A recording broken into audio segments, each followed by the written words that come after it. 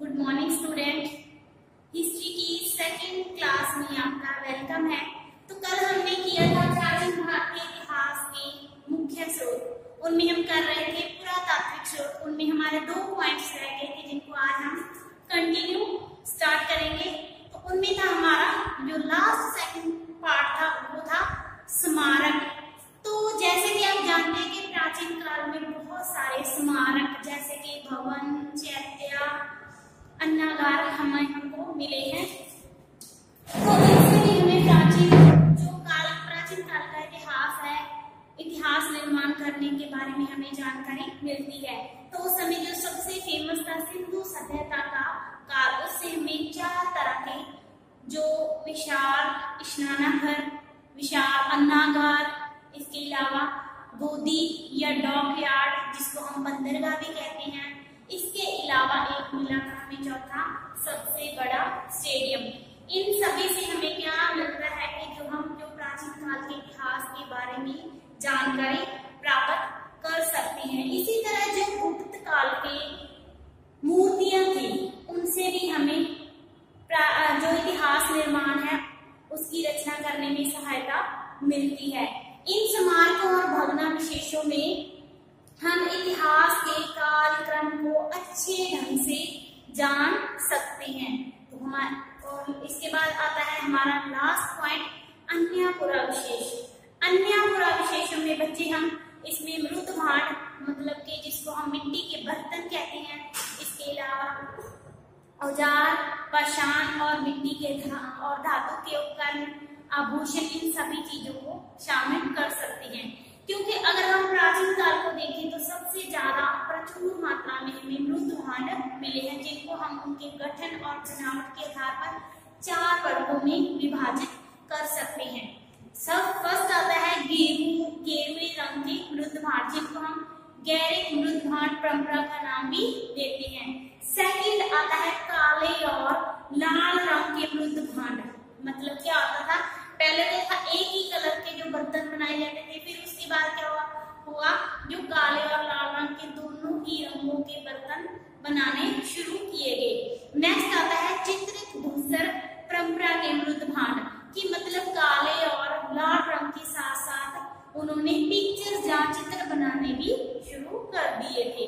उसके बाद लास्ट आता है उत्तरी काली चमकीली मृत भांड परंपरा के, मतलब उन्होंने उन पर पॉलिश करनी भी स्टार्ट कर दी। तो ये तो थे हमारे पुरातात्विक स्रोत। आज हम कर रहे हैं साहित्यिक स्रोत, जिनको हमने 2 भागों में बांटा है। पहला है धार्मिक साहित्य और दूसरा है धर्म उत्तर साहित्य। तो हम फर्स्ट करेंगे धार्मिक साहित्य, जिन्हें हम सबसे पहले करेंगे ब्राह्मण ग्रंथ। ब्राह्मण मतलब जो हिंदुओं के ग्रंथ थे, जो ब्राह्मणों के द्वारा रचित किए गए ग्रंथ थे, उनमें सबसे पहला आता है वेद। जैसे कि हम जानते हैं कि जो वेद है उनको भारतीय सभ्यता और संस्कृति की आधारशिला माना गया है। तो हमारे जो वेद थे उनकी गिनती कितनी थी? 4। कौन कौन से वेद थे? ऋग्वेद, सामवेद, यजुर्वेद और अथर्ववेद। इन सभी में से जो ऋग्वेद था वो सबसे पुराना वेद था। ऋग्वेद से हमें प्राचीन आर्यों की राजनीतिक संगठन, उनके सुख के लिए बनाई गई सामाजिक संस्थाएं, इसके अलावा उनकी आर्थिक और धार्मिक हालातों के बारे में जानकारी मिलती है। नेक्स्ट आता है सामवेद। तो जो देवताओं की स्तुति में रचे गए मंत्र थे उनको जिस वेद में गाया जाता था उस वेद का नाम है सामवेद। और सामवेद में देवताओं की स्तुति के लिए मंत्र गाए जाते थे, मधुर भाषा या स्वर में गाए जाते थे। नेक्स्ट आता है यजुर्वेद, जिसमें आर्यों की यज्ञों को करने की विधि का अच्छी तरह से विवरण दिया गया है। उसके बाद लास्ट आता है अथर्ववेद।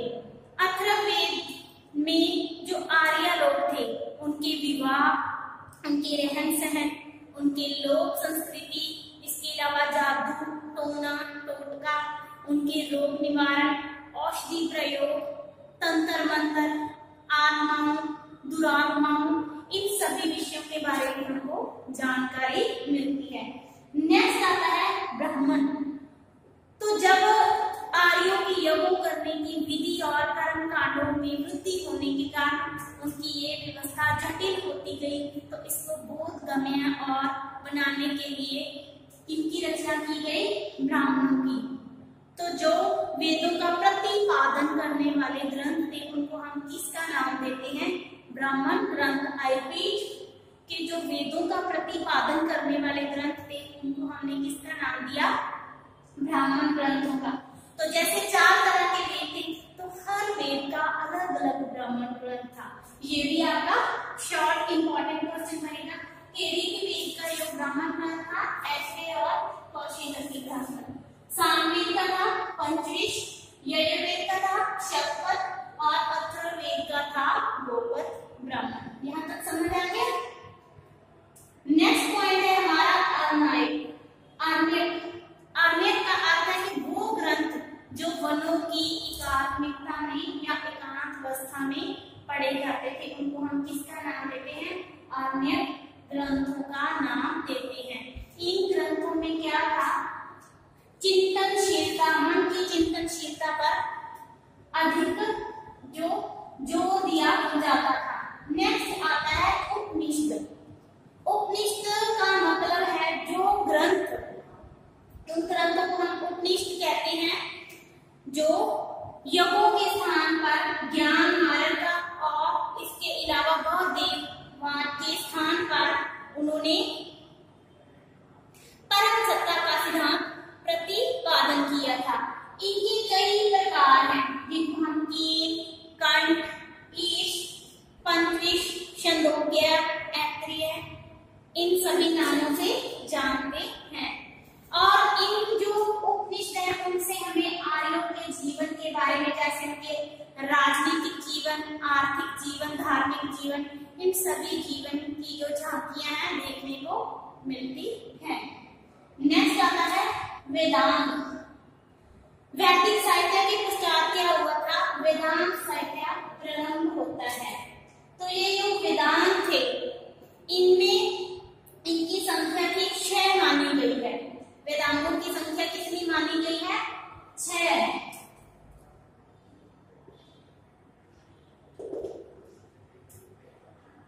क्षेत्र इनकी संख्या में सबसे पहले आता है जो था शिक्षा। शिक्षा का मतलब है शुद्ध उच्चारण करने का शास्त्र। नेक्स्ट आता है कल्प, जिसमें हम यज्ञों की विधि का वर्णन करते हैं। उसके बाद नेक्स्ट आता है निरूपण, जिसमें हम शब्दों की उत्पत्ति के बारे में जानते हैं। उसके बाद आता है व्याकरण, कि हमने शब्दों की उत्पत्ति तो कर ली, कुछ शब्दों को बोलना कैसे है। तो जो निरूपक है वो शब्दों को बोलने का शास्त्र माना जाता है। उसके बाद आता है छंद और लास्ट में आता है ज्योतिष। आई रिपीट, ये कौन कौन से 6 वेदांत थे? ये आपका इंपॉर्टेंट क्वेश्चन बनेगा शॉर्ट नोट। तो पहला है शिक्षा, दूसरा है कल्प, तीसरा निरूपण, चौथा व्याकरण, पांचवा छंद और छठा ज्योतिष। और ये सब जितने भी वेदांत हैं ये वेदों का अंग माने गए हैं और वेदों को समझने में सहायक माने जाते हैं। नेक्स्ट आता है सूत्र ग्रंथ। सूत्र ग्रंथ, सूत्र ग्रंथों का अर्थ है, ये आप लिख लो, सूत्र ग्रंथों का अर्थ है संक्षेपित और छोटे वाक्यों से है। सूत्र ग्रंथों की संख्या कई तरह की मानी गई है, जिनमें से कल्प सूत्र सबसे प्रमुख है। कौन सा सूत्र? कल्प सूत्र। कल्प सूत्र के 3 भाग आगे माने गए हैं। कल्प सूत्र के 3 भाग माने गए हैं, जिनमें सबसे पहले आता है स्रोत सूत्र, सेकंड आता है गृह सूत्र और थर्ड आता है धर्म सूत्र। जो स्रोत सूत्र है उसमें क्या है? यज्ञों की विधि का वर्णन किया गया है। यज्ञों संबंधी कर्म कांडों का उसमें उल्लेख मिलता है। नेक्स्ट आता है गृह सूत्र। इसमें गृहस्थ के दैनिक जीवन के संस्कारों, कार्यों, विधियों, इन सभी चीजों का उल्लेख मिलता है। इसके अलावा गृह सूत्र में गृहस्थ जीवन के जो कार्य थे, पारिवारिक जीवन, कृषि, पशुपालन, इन सभी का हम उल्लेख पाते हैं। थर्ड आता है धर्म सूत्र।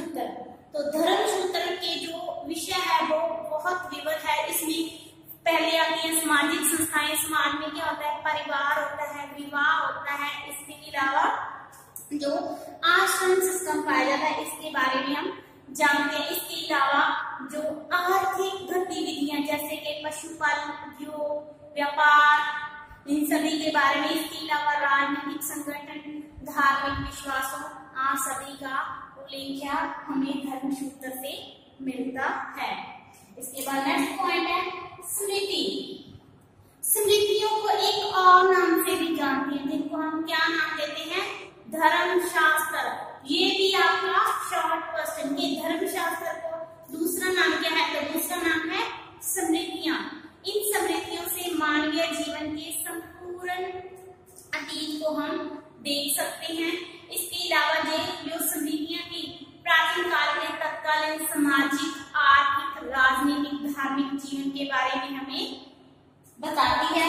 इन स्मृतियों की संख्या काफी ज्यादा है, परंतु उनमें जो प्रमुख स्मृतियां हैं जो आपके मतलब सिलेबस के आ सकती है वो है नारद स्मृति, मनु स्मृति, याज्ञवल्क्य स्मृति, देवक स्मृति, इसके बाद बृहस्पति स्मृति। ये आपकी प्रमुख स्मृतियां हैं जिनसे हमें प्राचीन काल के इतिहास के बारे में जानकारी मिलती है।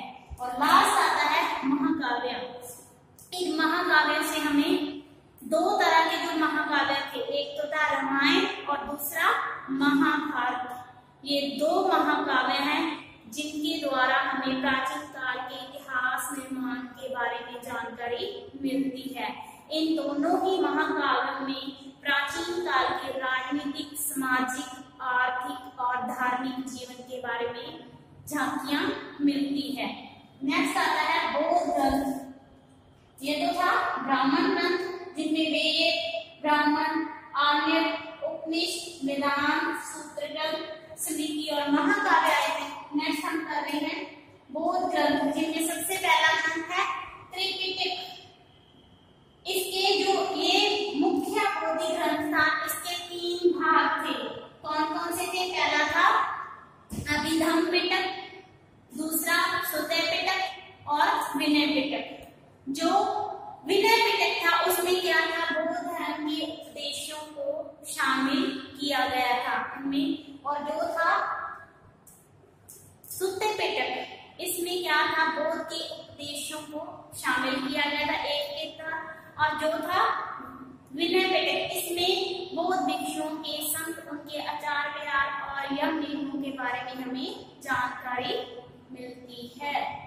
नेक्स्ट आता है जातक। ये भी बौद्ध धर्म से संबंधित ग्रंथ है। इनकी संख्या मानी गई है 550। कितनी? 550। और ये वो कथाएं हैं जो महात्मा बुद्ध के जन्म के पूर्व लिखी गई थी और इनको काल्पनिक भी माना जाता है। नेक्स्ट आता है मिलन अनुभव। ये भी एक बौद्ध ग्रंथ है। इस ग्रंथ में क्या है, एक शासक था, ग्रीक शासक था मिनेटर, जिनको मिलन पनो भी बोलते हैं और इनको दूसरा नाम मिनेटर भी है।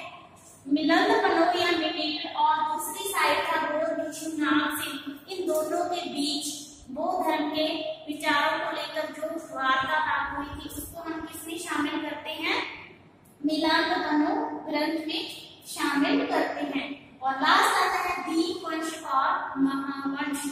ये भी दो बौद्ध ग्रंथ है। इनसे भी हमें बौद्ध धर्म के बारे में काफी जानकारी मिलती है।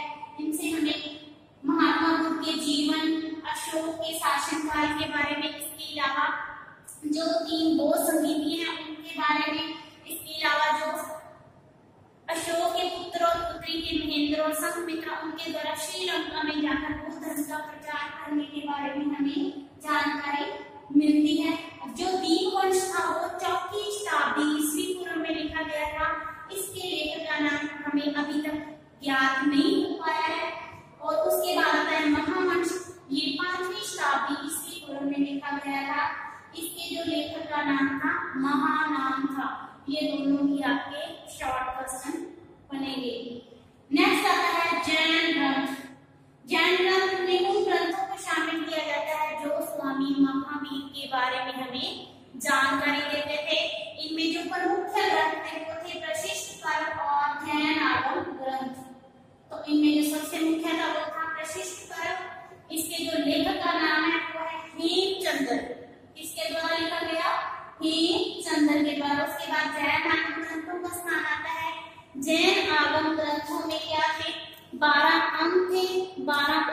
उसमें 10 किरण थे। इसके अलावा 6 श्वेत सूत्र, 4 मूल सूत्र, 1 नंदी सूत्र और 1 अंगुत्र निकाय इसमें शामिल किया गया था।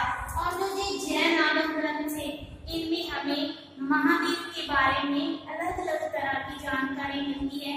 किसी अंग में उसके जो शिक्षाओं के बारे में हमें जानकारी मिलती है, तो किसी जो अंग था उसमें हमें जैन धर्म के विरोधी मतों का खंडन करने का जो पता मिलता है, और किसी अंग में उनके ऋषियों के संबंधी जो आचार व्यवहार या नियम बनाए गए थे उनके बारे में जानकारी मिलती है।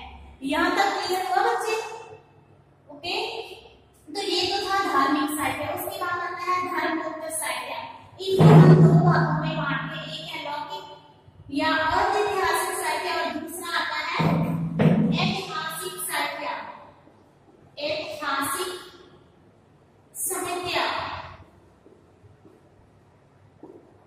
जो लौकिक था उसमें क्या था, इसमें जो लिखित रूप में नहीं था, इसमें सिर्फ इतिहास की राजनीतिक सामाजिक आर्थिक घटनाएं शामिल की गई थी और इसमें क्या था, लिखित रूप में ब्यौरे को दर्ज किया गया था। जो लौकिक साहित्य था उनमें अपना जो पाणिनि था उसकी रचना थी, अष्टाध्यायी शामिल की गई थी। इसके अलावा जो कौटिल्य था उसका अर्थशास्त्र शामिल किया गया था, कात्यायन की रचना थी वार्ता उसको शामिल किया गया था। उसके बाद था पतंजलि का महाभाष्य, गाय की संहिता, उसके बाद का मंथन का जो रचना थी नीति शास्त्र को शामिल किया गया था। उसके बाद आता है ऐतिहासिक साहित्य जिसको हम लिखित रूप में पाते हैं। तो इनमें सबसे पहले आता है जो इतिहासकार या राइटर था कलहन, उसकी रचनाएं थी राज तिरंगनी। ये भी आपके शॉर्ट क्वेश्चन बनेंगे कि पाणिनि की रचना का नाम जो कौटिल्य की बुक से या पुस्तक का नाम, तो ये सारे आपके शॉर्ट क्वेश्चन बनेंगे।